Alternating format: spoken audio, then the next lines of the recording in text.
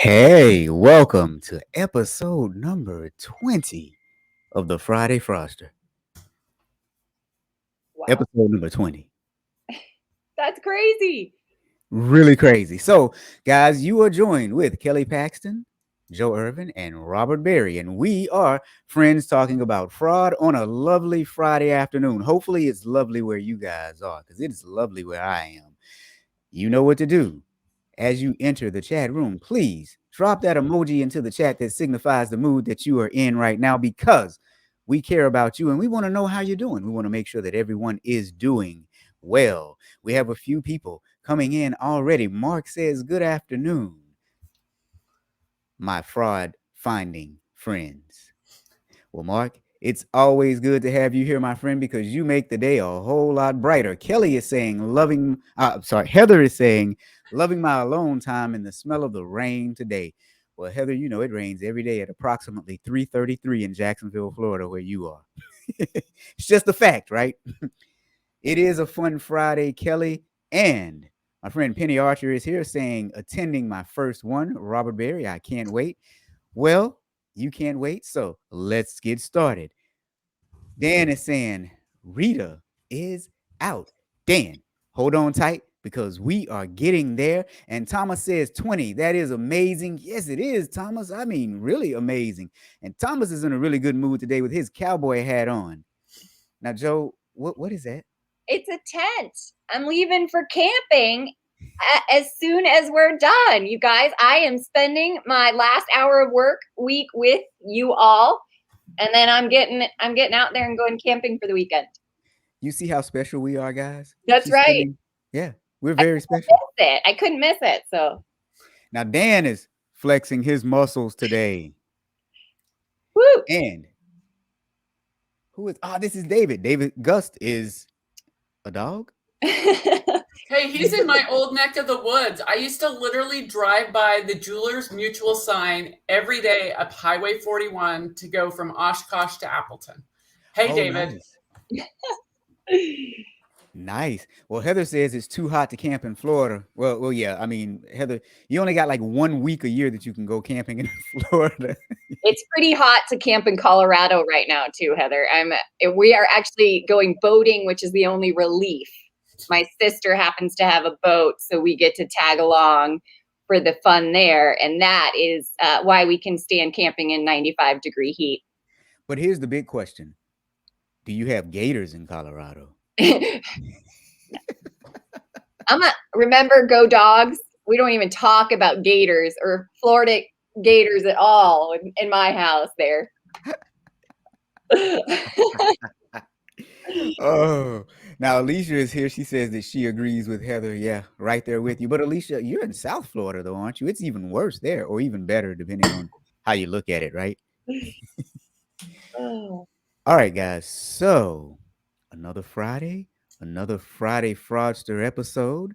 We know that many of you are doing well because you've dropped those emojis into the chat. So here's what I'll say. The Friday Fraudster is on your favorite podcasting platform, unless your favorite podcasting platform is Apple. So we are everywhere else except Apple. Be sure to spread the word, tell your friends so that they can watch. And if you want to get CPEs just for watching us, you can go to $7cpe.com or fridayfraudster.com. And as you would have guessed, the CPE for 1 hour is $7. Hence the name $7cpe.com, right? Now, in other news, Kelly has a podcast, Great Women in Fraud. Be sure to check that out. Kelly, is that website greatwomeninfraud.com or? Yeah, and I just have to say, next week is a shocker. And I am finally validated that women are better embezzlers than men. So you guys have to listen to it. It is truly amazing. I'm even changing my screenshot. Hopefully I can, because I never like show the video, but I asked the guy if I could show the screenshot where I'm like, yes, because he's validating that women make better embezzlers than men statistically, not survey, not woo woo, statistically. Oh, so nice. You guys got to listen to it on Tuesday. Now that should be interesting. And that is Tuesday on your favorite podcasting platforms, including Apple. And in other news, Kelly and Joe have a fraud retreat. It is August the 4th and 5th next year. We're planning early, you guys, because we want this thing to sell out. It is fraudretreat.com. They have a slew of good guests lined up. So if you want to go to a kick butt fraud retreat with some of the best in the business, go ahead and book it now. Book it early. Is there an early discount or anything, Joe? Yes. So right now I'm running early bird discount, 16 CPEs for $5.99. So just under $600. It will go up to $9.99. So, I mean, and not to, say anything about some of those big conferences, but I know there's one out there right now for like $1,400. So this is a huge discount. 16 CPE for $5.99 next year in Denver, beautiful Denver. Look at that. Fraudretreat.com. And the last thing I'm going to say before we jump right into a few stories is my solo show, podcast, whatever the heck we're going to call it, is coming next week, next Wednesday. Mark your calendars. 12 p.m. Central Standard Time, 1 p.m. Eastern Standard Time. That'll be 11 Mountain and 10 Pacific. I'm calling it Audit Bites. Somebody just asked, did I finally settle in on a name?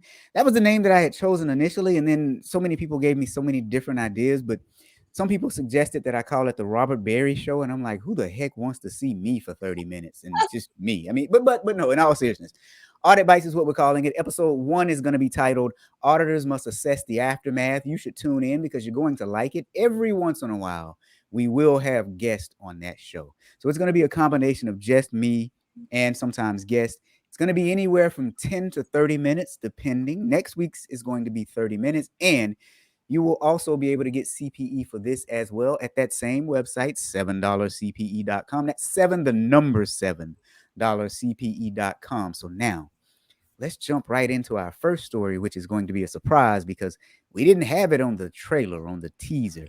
And Kelly's going to talk to us about one of her quote unquote favorite people. Not really one of her favorite people, but let's just go Rita Crundwell. Yeah. Kelly, who is Rita? Let's talk about who is Rita.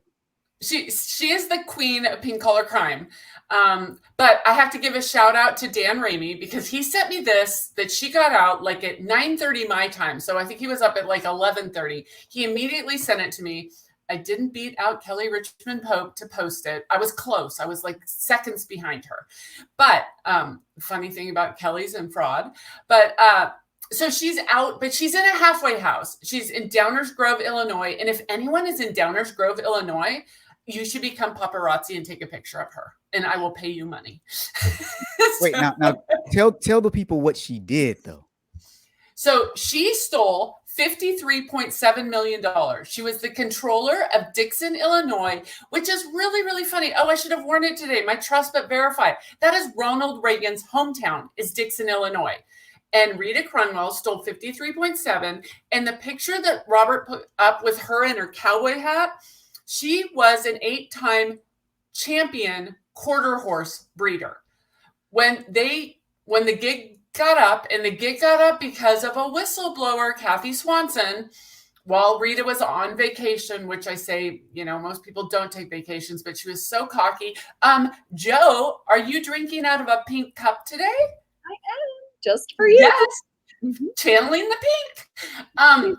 So she got almost 20 years. She pled guilty. She got almost 20 years. She's been trying to get out due to health issues and COVID, and she is out. And I will put it in what? Right. Years, a little over 8 years or something. I saw. Yeah. Mm-hmm. And I'll put a link in the show notes of the Facebook article and comments. And oh my God, it's over 300 comments on just one article. But so she's out. So I was talking to my daughter, who's 22, and she goes, "What's the point of keeping her in? It's costing us money." And I'm like, well, she's done 8 years. They've gotten a lot of the money back. We're paying for her. I get a little conflicted, between that. I mean, I don't know. What do you guys think? I just hope that it doesn't influence people to change their cost benefit analysis when it comes to committing fraud. Because I think Right. a lot of it, we've talked about this, they don't serve enough time. They don't get punished enough. So they almost just risk it even more. And so it's influencing fraudulent behavior. That's just my opinion. Okay. I know, I'm So torn. let's put this into perspective when it comes to Rita Crundwell, though. Dixon was not a huge town, didn't have a large budget, right? She was able to steal $53 million from them. Not only did she take $53 million, she used it to prop up her horse breeding and horse racing and horse show companies and whatnot. So she used the company essentially as the city essentially as seed money for her own outside ventures. And she had an extravagant lifestyle. So essentially, she fleeced the people in this small town, took their money and used it for her own benefit, and then showed it off in their faces. I mean, just a blatant disrespect for the funds that she was supposed to be over. To that extent, keep her butt in jail, lock her up, throw away the key. I'm sorry, because you're right though. She yes, she served her time for this crime. But think about the money that was taken away from people who needed it in that city. Oh yeah. And That's where I'm conflicted, because it's like, it's costing us money. She's not going to, well, the only job she can get is probably doing something with horses, but allegedly she has health issues. And, that's not going to work. It's going to be really interesting to see what happens to her. So I'm secretly a little excited to see what happens to her. I don't think she'll go near Dixon. I mean, I think they'll pitchfork her. Yeah. So, yeah, do you think she'll do like interviews now, Kelly? Do you No. think? No, she won't. Okay. I was just curious to see if it. No, I don't think she will. And if I go to Chicago anytime soon, I'm going to drive out to Downers Grove, and I'm going to put on my surveillance goggles, and I'll sit there for a day just to get a sighting of her. Yeah. So David says, for those who want more info, recommend the Netflix documentary on this fraud. Do you guys know the name of it? I forgot the name. All the Queen's Horses. That's and it. It's by Kelly Richmond Pope. And I'll put some links in the show or in today's stuff for you guys to take a look at. It's just, it's a terrible look. But at the same time, like, when do we say enough is enough? But, there are other people out there who have done far less, who haven't been able to get out. That's where I'm more conflicted about. The people that have done far, far less, and they can't get out. So that's my bigger conflict. Inequity in the system, which drives all of us crazy, really, which everybody on here agrees with that. Yeah. And Mark, the significant deterrence, I do totally agree with that. 100% agree with Mark. Now, Heather makes a good point, though. Heather says, so she's going to be out and probably on disability, so we'll be paying for her anyway. And she's on Social Security. Oh, that's right. She is on SSI. So if she's on Social Security and now the government is paying her to be out, why not pay to keep her locked up? Seriously, Well, is it sad that this is what crossed my mind? Because we know those repeat offenders. I'm like, okay, so now she's out and she might cost some other city money if they, hopefully there's enough about her out there that it would be very hard for her to commit a second fraud. But I mean, did that cross your mind? It's like, what is she going to do now? I don't know. I think she's quote unquote famous enough to where no one will actually hire her again. But Mark says she will be healed quickly. Well, yeah, I want to see her, bent over, like with a cane or something like that. So she can't ride horses. I mean, I think her bigger punishment for her, not for us, is that she can't be around horses. So she's out, but she still won't be able. When you looked at her videos, she loved her horses, absolutely loved them. Yeah. So, yeah. So I will keep you guys posted on LinkedIn when I see anything exciting. And anyone in Downers Grove, go find her. Go find her. Yeah, Downers Grove is a nice little suburb right outside of Chicago, I think. Yep. I think it is. Another hashtag there, Kelly, like fraudster paparazzi. Oh my God. Love that. If you spot any of those fraudsters we've talked about, or famous fraudsters. Wait, here we go. It's the fraudsterazzi. Oh boy, I knew you'd take it to another level, Rob. Oh my God. Look, okay, here's Mark. Mark saying it'll be a problem again because not if the other cities have the same internal controls as the city she came from. Right. Absolutely right. All right, so you guys, Rita Crundwell is out. She has stolen 50 some odd $1 million from a small city and used it to build a business for herself where she bred horses and did horse shows and anything horse related. I guess she was deep into horse stuff. So that's just an update for you all. Be on the lookout for Rita Crundwell. Yes. Take a picture and send it to Kelly if you're near the Chicago area. So that brings us to our first story today. The epic school failure is what we're going to call it. So, wow, guys, this one is going to be interesting. I say that every week. I should just stop saying that. They're all interesting, right? So, in Oklahoma State Bureau of Investigation office revealed that the co-founders of the state's largest virtual charter school system split at least $10 million in profits from 2013 to 2018.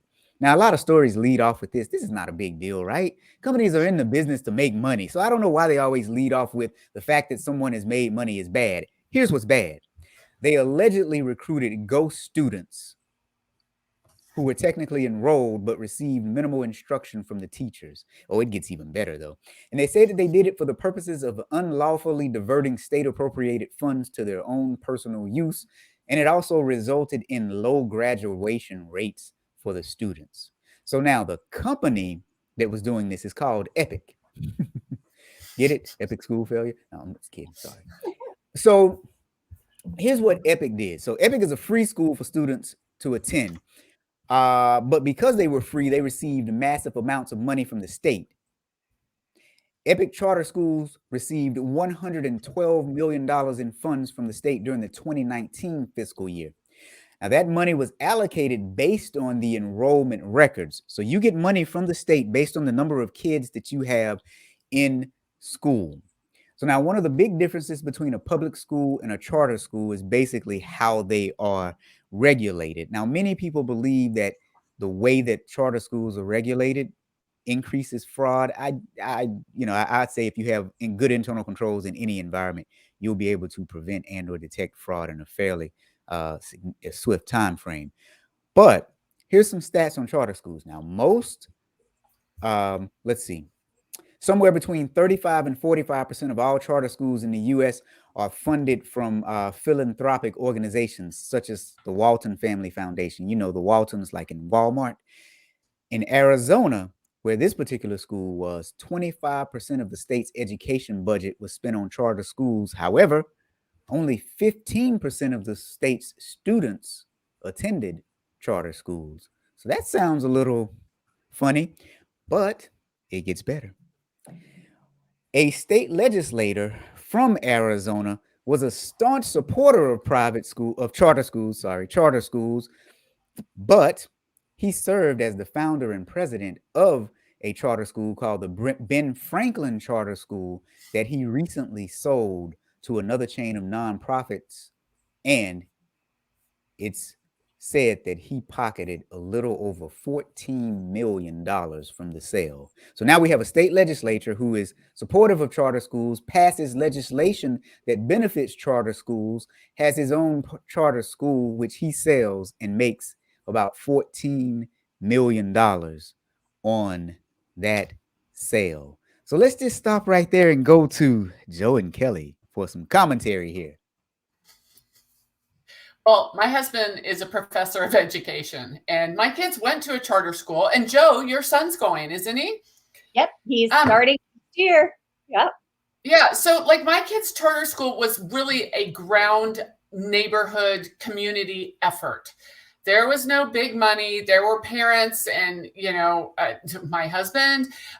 So there are really good charter schools. Now, there's a woman who stole $3 million from an LA charter school group, and she used well, wait, she used almost 300 grand to go to Disney and cruises and stuff like that. So I'd be hesitant to send a kid to a capitalist charter school. And I say this from my husband's education, PhD in educational psychology.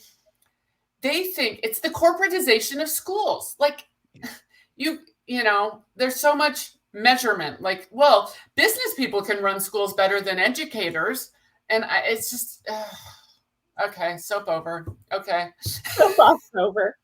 I just want to say thank you, Robert, for picking these stories, because as a mom whose son has been in public schools for the last 4 years, who's going to a charter school for the first time, I hadn't done my due diligence on looking at the transparency of the school. So I can just tell you, I spent hours this afternoon after I read these articles, which I've posted all of them in the comments, looking at how transparent they are, who makes up the board, you know, all of, I mean, they have a huge governance. So this is the good news, huge governance page, you know, all the financial transparency that you would like to see. So to Kelly's point, you know, again, we can't say this is all of them, but another article that I just posted out there does compare them, charter schools, to Enron, which is an interesting comparison. And some of those stats that Robert used, I think, came from that one. But I mean, do you want a business person teaching your kid,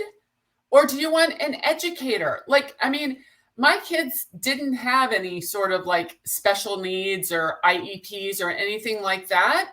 But like, I mean, some charter schools, and I think of you about this, Joe, is there's incentive to provide less. Mm-hmm. Like if you can do it for less, do it for less. Should someone who started a charter school make $14 million on it? You know? Yeah, I think, you know, Mark says I'm not very ethical for not doing my due diligence. Oh my goodness, that's a little harsh, Mark. I'm going to take that personally.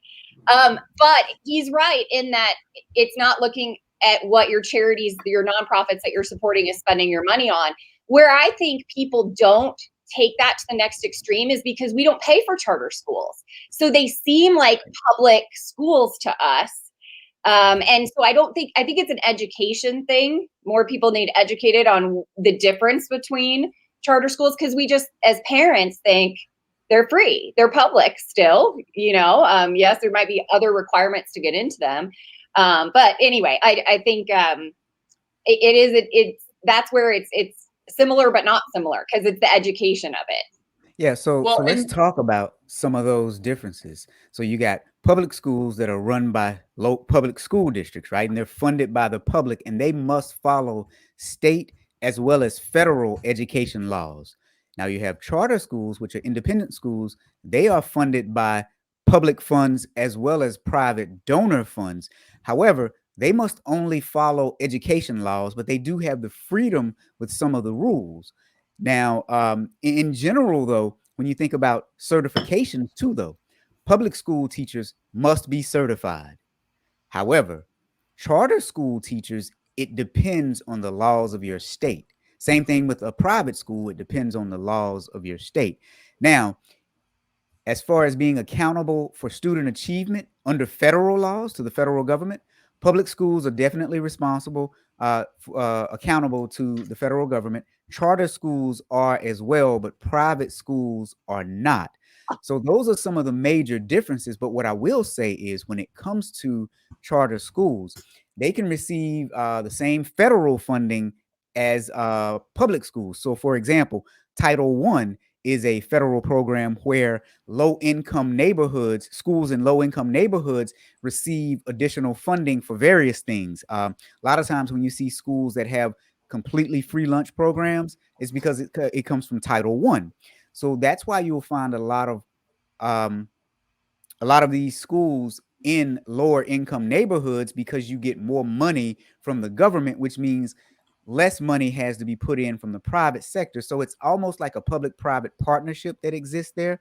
So, you know, I can see where there's some benefit to it, but Mark brings up a really, really good point. And it was one thing that I was thinking, in all honesty, it's like prisons, but not from the standpoint that the students are being treated like prisoners in school. But when you think about the funding, prisons have now been privatized. So now there's an incentive to keep people in prison and to skimp. That's why most prisons look horrible. They aren't kept up well, because the less expenses you have, the more revenue you have when it's privatized. So yeah, I was thinking the same thing, Mark.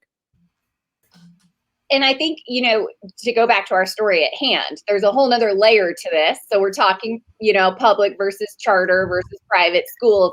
Let's talk in person versus virtual, because that's the real issue here. And I think Heather was the one that caught on to that real quick. Yep. That is this going to happen more? Because this story, you know what, it kind of goes good with the Rita connection, because I don't know if you guys picked up in one of the articles, they said that they were counting students as enrolled whose parents had them training horses and learning horses. They weren't even in school. They weren't homeschooling. They weren't doing anything. They were at like horse camp. Yeah, but it got better than that though, right? Remember, okay, so let's talk about this for a minute and what type of fraud they were accused of perpetrating. So they had ghost students, as Mark said, Casper students. So they were supposedly enrolled in the Epic school. Excuse me, but yeah, they were being homeschooled, or some were enrolled in small religious schools. However, here's what they were doing. They had this fund that they call annual learning funds. And what they were doing is they were paying the parents bribes to keep their children in the schools. So parents were removing their kids from the public schools, enrolling them in these private schools, getting paid to enroll their kids in the private schools, and then not making sure that their kids were doing the homework in the private schools. So some of them were kind of sort of ghost students because they weren't attending the schools at all. And some of them were kind of enrolled and halfway attending, which and not passing either on top of that.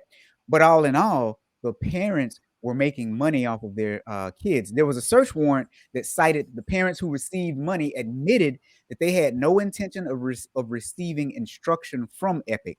One family withdrew its 10 children from the public school system and was receiving approximately $8,000 per year, and allowed their kids, that's the one that allowed their kids to ride horses instead of attending school. So that was cited in a search warrant. So we know that there's probably some truth to that. Now, it hasn't gone all the way through the court system yet, but the search warrant showed that the parents admitted this.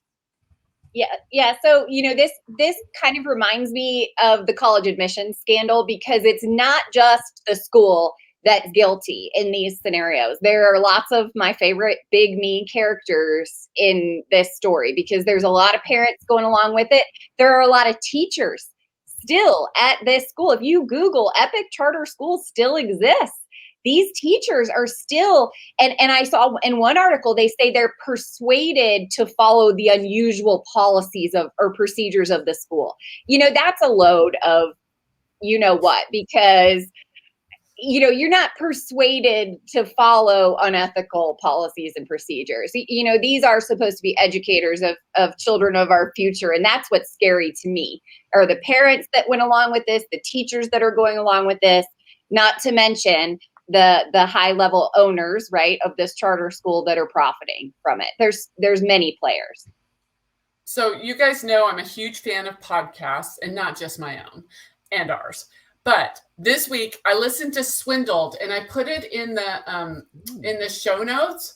It's about the beach house sheriff and this crazy law that a sheriffs in, I can't remember if it's Arkansas or Alabama. I'm having a brain blip. But the extra money from the food, the sheriff's got to personally keep. So, Oh, wow. And I was listening to this out on, my walk, and I was thinking of you, Joe. Like the fact that, there was one jail where they got 2 corn dogs twice a day, and that was it. Because wow. the sheriff could keep the extra money. So you guys, if you're interested, Swindled is awesome, but this one is really, really good. It's the incentive tied to pay. And it's like it in the Epic. Mm-hmm. And incentive money, influences behavior. I don't think anybody would argue that. And that's why the auditor note, like if you are not looking at how people are, not just incentive plans, individual, group, but annual bonuses, just compensation in general. I mean, how are the employees at your organizations earning their pay?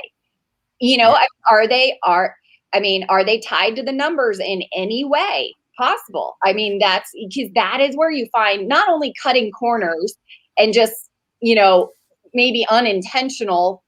I'm going to say that it's going to be intentional. If you're going to try to get to a certain number, you've got to start looking at that stuff. All right, so let's take this one a step further, though. So when you look at this one, big picture, and you just kind of drill down to it, right? You look at the incentive structure, they were paying parents to enroll their children in school there. Now, from what I saw, a lot of the teachers were trying to speak up. And I say trying loosely, right? Because you could have easily just blown the whistle and you could have quit. However, when you look at how charter schools versus public schools are regulated, I'm almost willing to bet that most of those teachers didn't have the state certification required to teach in a public school, so they could teach in a private school. So now that's their incentive to stay, even though they don't like the environment. So the incentives don't always have to be financial. Well, I guess that is, if you're getting paid, it is financial as well because you're getting paid. But they probably felt trapped as well to be in that environment. Not saying that they are victims in this either, because you can make fun of it. It says they made fun of the program and called it the $800 program. But if you made fun of it, why didn't you report it to your local authorities? Or why didn't you quit? Why didn't you take a stand? You still accepted your paycheck. But I'm willing to bet that most of those teachers weren't state certified, so that they couldn't easily just go get a job with a public school in the public school system. Well, and can you imagine, like, you're teaching your kids at such a young age, like, oh yeah, we get this extra money for you to fake go to school. I mean, I'm sorry, but what are those kids going to do down the road? I mean, oh my goodness. I call that big me parenting. I actually have a slide for that in my presentation, and it's called Big Me Parenting, because that is unfortunately what a lot of people are showing their kids. And they don't even know half the time that they're doing it. Well, and if you think about it, though, and I'm not going to go down the huge rabbit hole here. I'm just going to throw it out here. And this society that we're in now, you have a lot of incentives to use your children for various purposes to benefit yourself. This just being one of them. But there are a lot of things that this society has made it okay and incentivized people using their children for nefarious purposes for their own benefit. So I'll just leave that there. Can I plug my book and the It's Okay, Son, Everybody Does It poem or story that's in there, which you guys know I read that to almost every one of my ethics trainings, and I at least always get an email going, wow, that was insightful. Why? Because here's one example in the story. They tell their son when he's 13, hey, say you're still 12 to get Right. the student or the kid discount, right? When they go to the movies. It's as simple as that, but those are the lies that our children grow up with, that then they feel like it's okay to buy the test answers in college. That's because they have had those little white lies, if you want to even call them that, along the way in their lives. Yep. And Mark says we're seeing the results of that in society all the time. He has investigated so many of them. Look, I gotta tell you, when I've taken the opportunity to speak up when I've seen wrong, I've been called several names. Oh, you're just boring. Oh, you're just a square. I'll be that, but I will have my ethics and my morals in the right place. You see a lot of times where people tell white lies and bend the truth like it's okay. No, it's not okay. No, the hell it's not. It's just not. Anyways, it's not okay. Yeah, I've been known to be called Pollyanna, I think, a couple times. But you know what? You keep calling me that all you want. I think we all have our own decisions we can make about how we lead in corporate America, how we lead in our personal lives. It's your choice. It's your choice. Well, another interesting thing is, okay, so the guy who sold the school, that what people think, and this is so not happened, is they think that I'm too little for law enforcement to bother with me. Bull crap. Mm-hmm. So, it's too big to jail. Well, when you're one of the pawns in the scheme, don't think you're too small to be, looked at. No one is too small to be looked at. You get on someone's wrong side on a bad day, and all of a sudden, I mean, there's the woman who lied about her 2 daughters living at the grandfather's address, and she went to jail for like 30 days or whatever. And it's like, you just kind of think, oh, it's too little. They wouldn't bother with that. Well, you know what? Little is easy. And a stat is a stat. Yeah. And it goes back to what we talked about at the beginning of this episode. It's sad that people do that cost benefit in general. To think like it's not that big of a deal. Well, that means you're even putting thought to what you're doing. And that to me makes it even worse. Right. And both of you are right. When you start telling your kids the little white lies, especially like Joe, that's a perfect one. I know you're 13, but just tell the people that you're 12 so that we don't have to pay $150 more to get in Disney. That is wrong. And your kids see that. And then you wonder why they lie to you. But Mark says he's been fired. Of course, when you show up honestly, when you show up with integrity, you will be fired because everybody will start to dogpile on you. And that is exactly what my show next week on the Audit Bites is going to be about. Auditors must always assess the aftermath. When someone is fired, look at who is fired. We're going to have a huge talk about that. Now, Pozo, always the comedian, says that she's losing a lot of money by not having kids. But she said she tried telling certain people not to involve their kids in bad decisions, but they look at short-term additional funds. That is correct. You got to even look at, claiming other people's kids on taxes and things like that. When people do that, it is it's abysmal. And Mark is right. A lot of them say I'm too smart for law enforcement. They just can't deal with me. And Kelly has the hashtag right, fired at 53. We talked about that in Kelly's episode of the Corporate Quitters podcast, my other podcast, which, by the way, folks, it is now going to be live on LinkedIn. Live Tuesday mornings at 7 a.m. Central Standard Time. So you'll be able to catch it live or throughout the day or on your favorite podcasting platforms, unless that favorite platform is Apple. I love that. I love that you're doing it live. I feel like we're all so much better when we improv. Like this show, you guys, this is so much better than if Kelly, Rob, and I like pre-recorded this podcast, because you make it what it is. But I love that you're switching it to live. That's pretty cool. Yeah, we are going live. But yeah, like Kelly said, fired at 53. Mark has been fired. It's a shame. Who hasn't been fired? Well, technically, I resigned and then got walked out after that. So does that like, I don't know. If anybody wants that story, you can come ask me anytime. But those internal auditors, they have too much knowledge of the company, too much risk.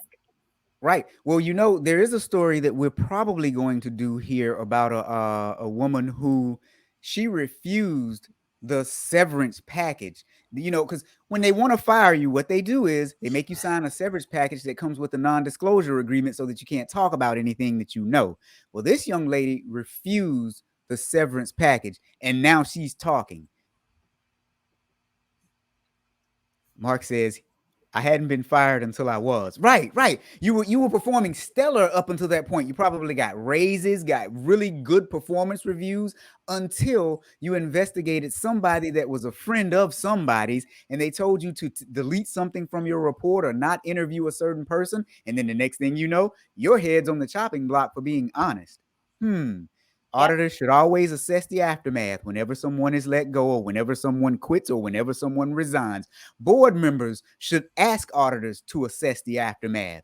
What the hell happened? That should be your first question as a board member. Yeah, Take note, board members. I'm excited for that episode next week, Robert, because people always kind of laugh at me, I feel like, when I say a part of auditing culture should be listening to those exit interviews. I think I said it on here and somebody said, what exit interviews? Because companies look at it, right? Yeah, you said that. But looking at complaints, again, looking at those people that are walked out. Why are they walked out? Why are people quitting though? What are they saying on Glassdoor about your company? Indeed. All of those places. I mean, that's a good way to look at culture. You've got to talk to, because those are whistleblowers in their own right. A lot of them. Now, the layoff.com. Yeah. Oh, wait, that's a real site? Oh my God, it's just joyous. Wow. Yeah, I lay didn't off know. here. I'll put a link. Oh man, you guys, we may not make it to our other story this week, but that's fine. Layoff.com. Hey, Mark just said he investigated a guy, got him fired, and then he came back as his boss. Mark, let me just say one thing: you didn't get him fired; he got himself fired based on his own actions. Apparently, he got himself rehired too, though. Huh? Mm-hmm. Hey, can we go back to this parent-child thing for just 1 second?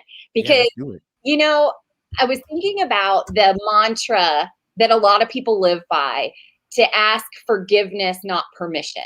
Mm. And I mean, I never thought of it in the context of fraud. You guys, like, I mean, Kelly, doesn't that seem like something that a lot of these embezzlers would do? Because they do go in and try to just plead, I'm so sorry a lot of times because they loved their employers, right? They were close to they were like family. We hear this all the time. But I think too many people are living the unethical mantra, let's ask for forgiveness, not permission. And I don't know why, but when we started talking about kids, I think we're teaching our kids to ask forgiveness if we get caught lying to the movie theater, and not just giving ourselves and our kids permission to do things right the first time. I mean, that's why the subtitle of my book is Doing Things the Right Way the First Time. Well, and it's every time, of course, but it's the first time because that's the memorable moment. Yep. And in the tech world, it's like what, move fast and break things. Mm-hmm. Like, and, Scott Galloway, the idolatry of tech. And it's like, who can afford to break things all the time who wants to break things all the time when you actually own it? It's a little different when you're playing with other people's money. Yes. I mean, you are exactly right. When I stood up at an IT conference and talked about the move fast and break things mentality, and had people almost like shaken to stand up and talk about how their employers are asking them to throw out test environments because they want to be the first to the market. Yep. And they are so uncomfortable with it. But it is, all these companies want to ask forgiveness later when something bad happens. They want to react. They don't want to be proactive. It's all these same concepts that we've talked about. All right, let's make this fun. Let's see if you can guess who I am. Well, I just invented this new device that will speed up blood testing. It doesn't work right now, but it will in the future. So if we just do it, we can fix it on the back end because I know that I'm smart enough to make this technology work. Who am I? Oh, I already gave it away. Well, and you know what I want to add to that is the board. Yeah. The board. The board of Theranos, the board of WeWork. I'm all about WeWork. I'm on like this crazy WeWork thing right now. Kelly, should we plug our September 15th event? So you guys know how I have a CPE book club. Well, Kelly, my dear friend, bought the domain CPEmovieclub.com. So we're going to do a crossover event about WeWork. So Kelly and I are going to talk about the WeWork book, right? What is it called? The Cult of We. Yep. And which I haven't read yet. So by September 15th, I'm going to be on that. And then the documentary, of course, which we both watched. So yeah, September, I think it's the 15th, right, Kelly? So it's not yet, but we'll be promoting that. I totally forgot about that. All right. For those who don't know, talk a little bit about WeWork and what happened. So it was a co-working space, and there's a tie to Oregon, and actually, so Adam Newman, and Google Adam Newman, and he was like this really, well, I don't think he was really good looking. He was a very toxic charisma. He was from Israel. He came to the United States. He got, and I haven't written the LinkedIn post, he got the smartest investment bankers in the world to invest in, basically desks. And it's crazy. It crashed. They never went public. And the SoftBank investment group saved it. But just the most insane tone at the top. And I will tell you, not to ruin anything for our book club, it took a woman to shut him down. Ooh, I like that. And it's the epitome of big me. Oh yeah. Oh, so big me. So yeah. So there's gonna be a lot of ethical, things to dissect about that one. Yeah. All right, so Dan guessed Theranos when I said, "Who am I?" So did Hal, Elizabeth Holmes, and so did Malishka. Now, you guys know she's my favorite villain, but Dan, Rita was released to make room for Elizabeth Holmes. Hey, That is the best today. that could be the one-liner of the day. Thanks, Dan. Hey, but what about the guy who I just posted on LinkedIn, the article about how he faked his electric car working? Yeah. What is it, Nicola or something, about how he literally rolled the car down the hill to show investors it was working when it never worked. Like, I thought it was a crazy Elizabeth Holmes #2. Let's fake that this works until we make it. Oh, yeah. So now look, let's go back to one of our big lessons here. One of our big lessons is board members. When someone leaves a company, figure out why they left. I told you guys at one in one of our episodes that I worked for a company where I was responsible for the whistleblower hotline. Too many complaints were coming through, and we were actually looking at them. They took the hotline away from me. That should have been a red flag to any board member. Like, why would you do that? Well, especially when you saw the reports that were produced based on the complaints. So they weren't frivolous complaints. Board members have to start being more involved in asking questions, not more involved in the business, but more involved in looking at some of the red flags that you see. As a matter of fact, I think that former chief audit executives should be on more boards. There should be more representation on boards from former chief audit executives, because we tend to look at the whole picture and we tend to think things through from beginning to end. Now, will that happen? Probably not, because what you would see is a lot more companies would, be forced to do things that they probably don't want to do. So to Kelly's point that she just put in there, so often being on a board is just a big me accomplishment, which I completely agree with. So my question to you, Robert, is, and maybe you could tackle this here or in your audit bites, is I always tell auditors to audit the board composition, who's on it, right? Because we know that's what companies like Theranos lacked, because the board was incompetent. They didn't care. It's what the Florida Coalition of Domestic Violence Board, who approved $7 million of compensation to their CEO for over a 3-year period. They lacked the competence, maybe the skill set to be on there. They were just big knees, like Kelly said. So what can auditors do when they find that their board is not made up with the right composition? Because I get this question a lot. I think we've got a lot of auditors out there who are willing to do it, but where do you go with something like that? What do you do with that? Do you have ideas for us, Robert? Oh, yeah. First, Hal says I give boards more credit than they deserve. Yeah, you're probably right, my friend. Yeah. I mean, you're right. But yeah, think about this though. Okay, so for companies that are publicly traded, you do have a resource. You can go to the SEC, you can go to NASDAQ, you can go to the PCAOB, for heaven's sake. Now, for private companies, probably not so much. But the problem is people are too afraid, and I say this all the time. People are too cowardice. They're afraid that they're going to lose their job. They're afraid that people are going to talk about them. Screw all that, because what's happening is you're actually messing up more lives than anything when you are too afraid to speak up. Get some cojones. I almost said something. Well, and Hal says you go to another company, and I asked the question, would you quit your job before you quit your ethics? I do think there's that line where you have to speak up, say something, and leave if it doesn't work. Yes. My first thought went to private companies, because that's the story I hear more. Like the public companies, yes, they might have a route. It's the smaller companies where I've had people come up to me and say, I went to my CFO, told him financial statements were off by, revenues off by however $500,000. He said, ignore it. I went to the CEO. They said, ignore it. I went to the board chairman. They said, I don't ever want to hear from you again. And so what did that guy do? He quit his job, right? He had no option. And he said that was one of his first jobs in his entire career as a CFO. One of my favorite stories to tell. So I get that we can leave. But my first gut was what Kelly said, go to the public, go to the journalism, right? Because I think investigative journalists are some of the best auditors out there at the end of the day. Go to them, let them take the story from you. I think it's a great option. And protect yourself.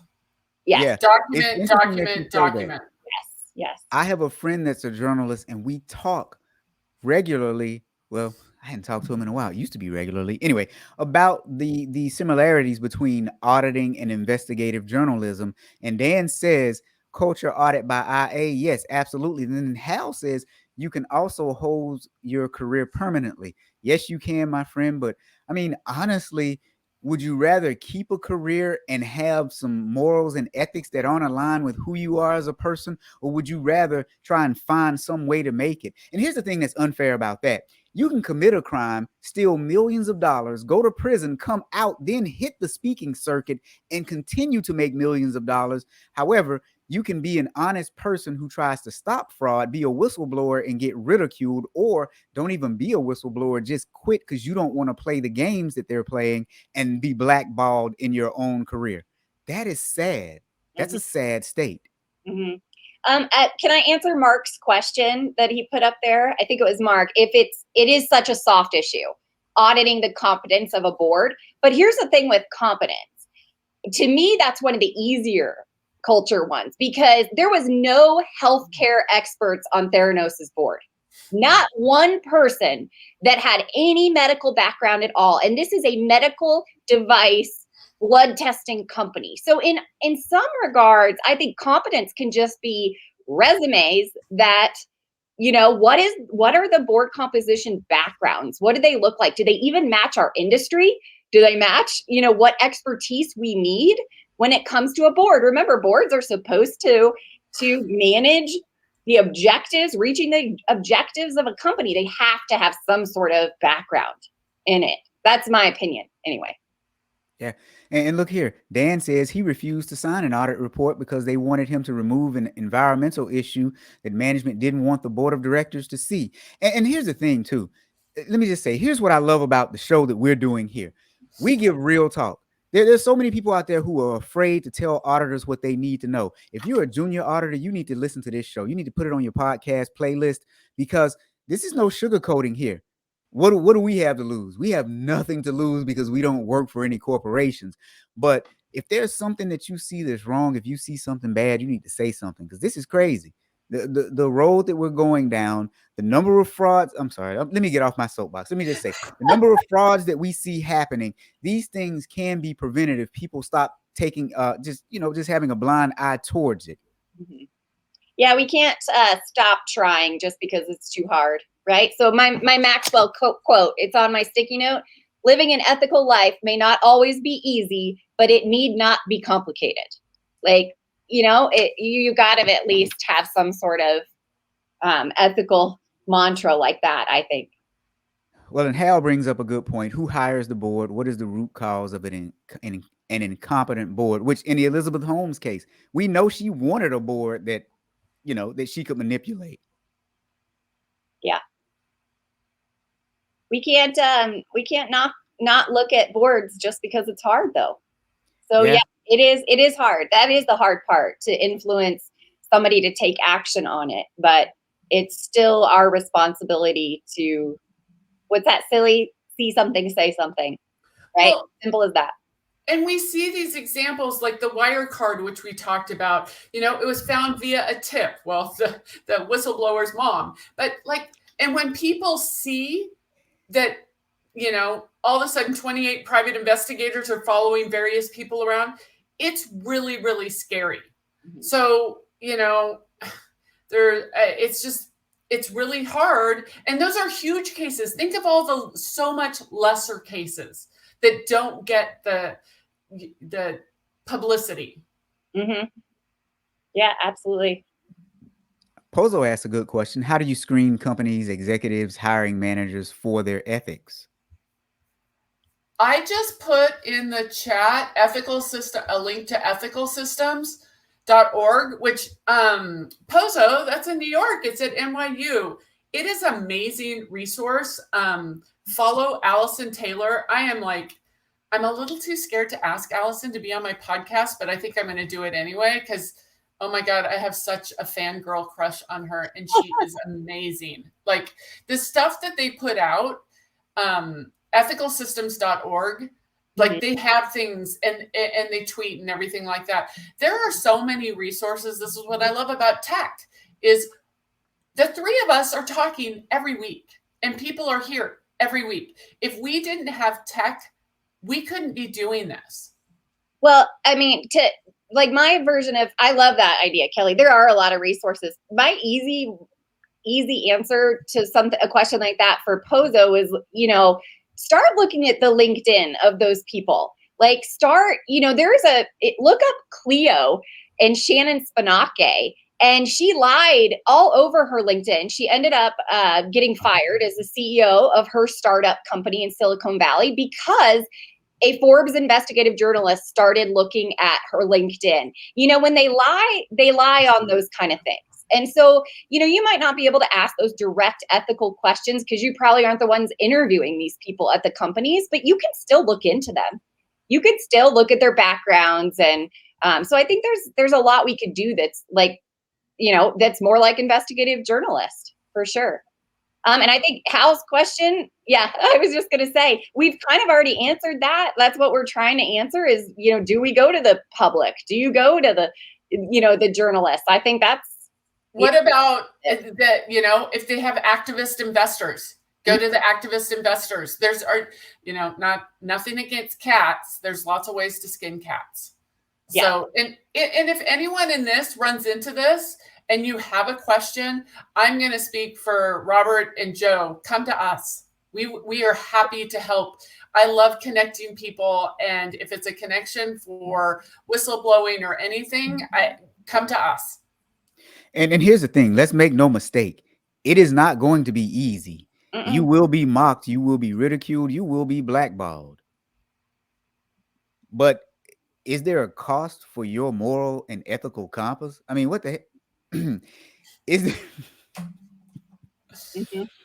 I agree. But that's why we're called Pollyannas, Robert. Because we think that we can all change the world. But I'm still going to go around thinking that. So. Well, I just think, if you're willing to be dishonest on a lot of small stuff, then you'll probably be dishonest on big stuff. So like when you find people who you hear them hedging their bets and you can hear them in conversation when they're waffling on different things, something is wrong. Like that doesn't make any sense. It means that you're not a person who's in pursuit of the truth, which you shouldn't be in the audit, compliance, or fraud investigation career field to begin with, because we're in pursuit of the truth, not the best truth for the moment. Like, for example, the difference between your chief legal counsel for your organization and your auditor, big difference. Your chief legal counsel is looking out for the organization's best interest, period.